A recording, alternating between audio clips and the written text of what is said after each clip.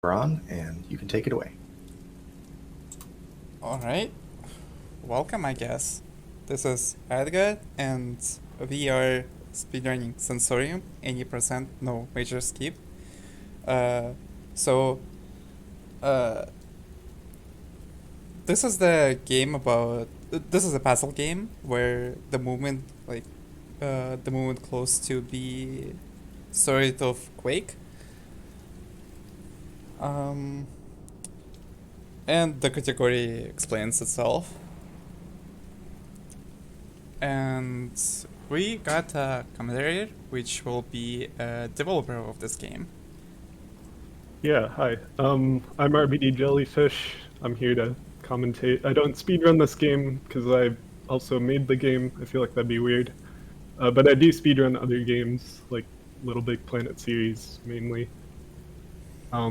And before you start, like I also want to say, this is a puzzle game, like ADGOD said, and so if you're like into the genre of like open world puzzle games, like The Witness or Myst or something, and you think this might be a game you'd want to play, consider like watching the VOD later and like playing the game, because there will be spoilers, obviously, since it's gonna speedrun the whole game real fast. But yeah, so I guess you can start Alright, whenever you're ready. let's start. Okay, the run sound starts as soon as we leave this loading screen. Right. So you start off in this like tutorial area where you kind of learn the basics of the game. Right off the bat, there's a pretty tricky skip here. You can jump on the scaffolding to like skip some puzzles. It's a very tricky jump, but he got it. And then he just hits return home here to like return to the start. That's sort of like a quality of life option. You can press that button to like warp to the beginning of the game without losing your progress, and that's just kind of a thing to like if you explore a little too hard to like prevent soft locks and stuff. But in speedruns it's useful because you can like, you know, it's useful for routing and stuff. So already he's out of the tutorial and he's heading to the first major area, which is the hearing area. This game is themed around the 5 traditional senses, and so there's a hearing, sight, taste, smell, and touch area. The hearing area revolves around sort of these, like Simon Says kinds of puzzles where you have to like play back the audio you hear. ADGOD is just like flying through this because he already knows all the solutions, obviously, so he's just like pressing all these buttons super fast. He's already almost done with the area, actually. A lot of this area involves like, yeah, go ahead. In terms of speedrunning, there's a couple cycles. So, you can see we like missed one that we need.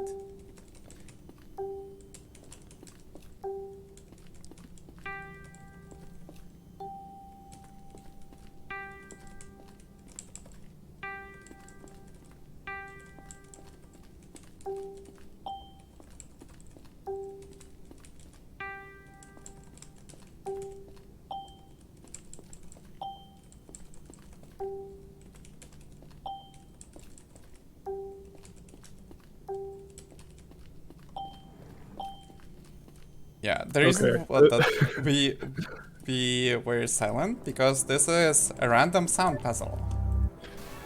Yeah, I had just gotten done explaining that he already knew the solutions to all the puzzles, but that one was actually random, so he actually had to listen to that, so that's why we like awkwardly went silent all of a sudden. But yeah, so that was the hearing area. Now he's in the sight area, which kind of revolves around like looking for clues in the environment and putting them onto this button grid.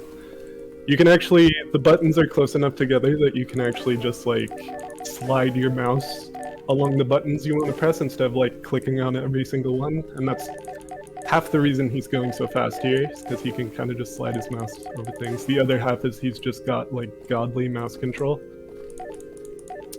But yeah, every one of these rooms has like a different way of solving the puzzle. That I don't really have time to go through and explain because, again, he's already almost done with the area. Yeah, so each section like has a pattern that needs to be like inputted in order to have a puzzle solved, and they aren't random, including the last piece. Yeah, so here you see him using the return home option again, and that's because the next area is actually like directly across from the tutorial area, so he can just bunny hop straight ahead and build up a whole bunch of speed here. This is the smell area. It kind of involves the way it's designed is like, since the sense of smell is so closely related to like your long-term memory, this is kind of just one big long memory puzzle where you explore the world and you sort of find clues that like uncover a path to walk through this room that leads you to the end. But ADGOD is like super familiar with like where the invisible triggers that actually make this maze work are, and so those he, like, invisible triggers are not very large, and the corridor actually pretty wide. So some sections can be like jumped over, sort of. Yeah. So this is the taste area.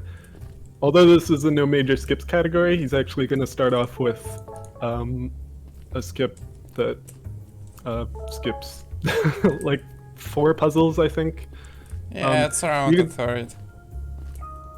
Yeah, you can see also something he's doing here is when he misses the jump, he can actually quickly open the pause menu and load the game before he hits the ground, and that's because the game doesn't save while you're midair. So as long as he opens the start menu or the pause menu before he touches the ground, he can actually load, and then it'll just put him like the last place he was standing. And so that's a nice way of like retrying tricks if you barely miss it.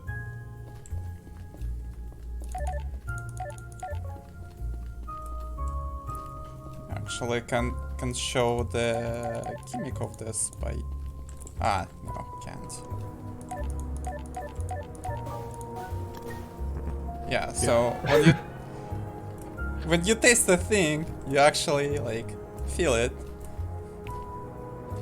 Yeah, when the whole gimmick of the taste area is you like click on something to like, you click on this little like food bowl and you eat the thing, and then it changes your cursor to represent how it tastes, and all the puzzles revolve around like mixing these tastes to like make something specific that opens the door. And it's a little bit abstract compared to some of the other senses, but yeah.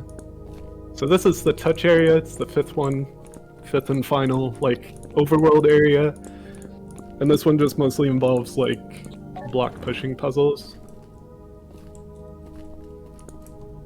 And the blocks have like these logic gates on them, and you sort of like connect them up. And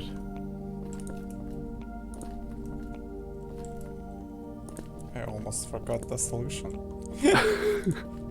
yeah, if you like have a solution memorized and you misclick one of these, it can be quite difficult to recover. But you figured that out pretty quick.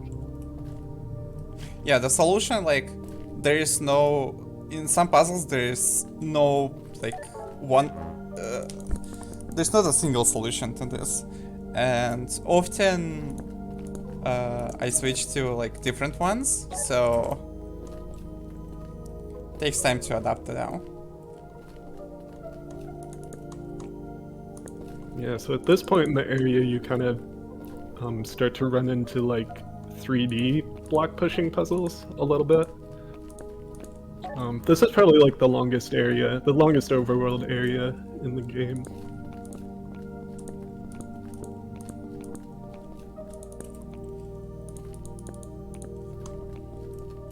Yeah, that puzzle's kind of cool. It like sets itself up to look like a 2D puzzle, but then you actually have to like push it up and use like some of the stuff in the room to block it and do the actual solution. Yeah, and here's the last puzzle of the area, which is actually very large. It's separated by 3 layers, maybe 4 if you consider the bottom one.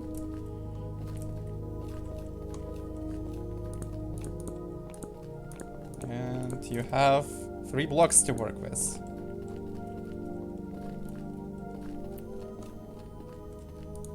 Yeah, in terms of length, I think this puzzle is actually like, given the playthroughs I've watched, this puzzle is actually like half the area in terms of like the time you spend on this puzzle. Which is funny because it actually used to be longer and I like cut some stuff out because it was just like obnoxious at that point. Yeah, of course, since you are a speedrunner, you're just about to finish it up. And there you go. Yeah, those drops that used to be like transferring cubes, actually you can feed through them and save a little bit of time, which is nice. Yeah, so now that you've activated all the areas, you can lift the And statue up. And we have head a to little the bit final of area. time of rest.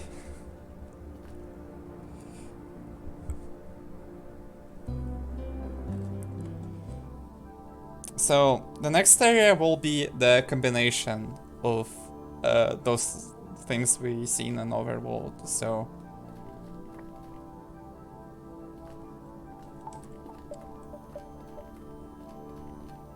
Yeah, you've got 10 puzzles in this endgame area where each one like pairs up like 2 of the 5 senses, and you have to go through pretty much every combination.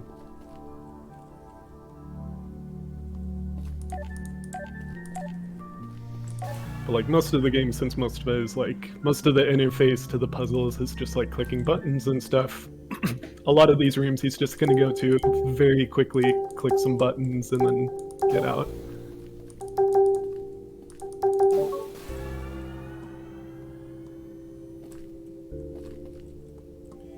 and some puzzles have more complicated solution than just pressing few buttons.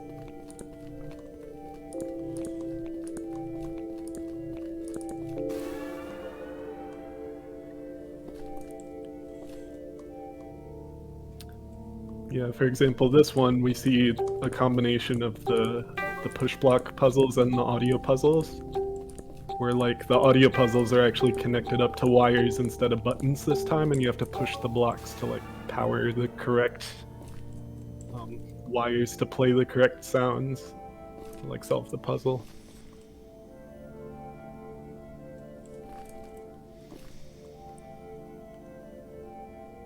It's also worth mentioning, this is like the no major skips category. The true any percent category is actually insane. There's some pretty crazy skips you can do. For example, I think like you can, if you like save and load the game, if you save the game and load a different game, it actually preserves your momentum from the previous save. So there's some glitches you can do to get a whole bunch of upward momentum and like fly up into the sky, and then you can just load a different save to basically like fly up into the air wherever you want, which is kind of hilarious, but it makes me feel terrible as a programmer that I didn't think of that. But I am a speedrunner too, so I also see the beauty in it. I think it's pretty great. This cube has a cooldown how fast you can push it, so Yeah, so I'm sure if there wasn't, you'd be doing that like way faster, but yeah. yeah, so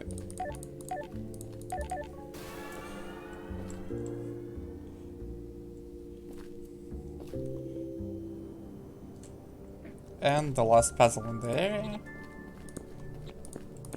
which is arranging the cube in the right order.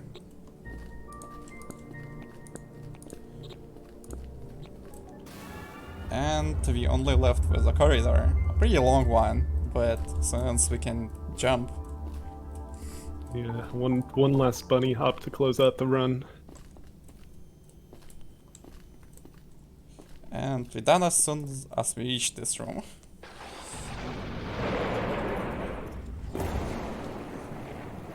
Yeah, and that is time, I think. That is Yeah, time. I forget forget when the in-game time ends. Hey, that's my name. Yeah, great job on the run. That was really good.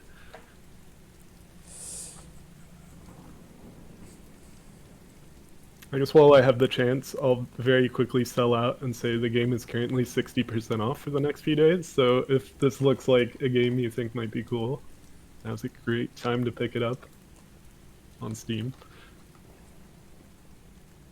And that's all I'm gonna say about that.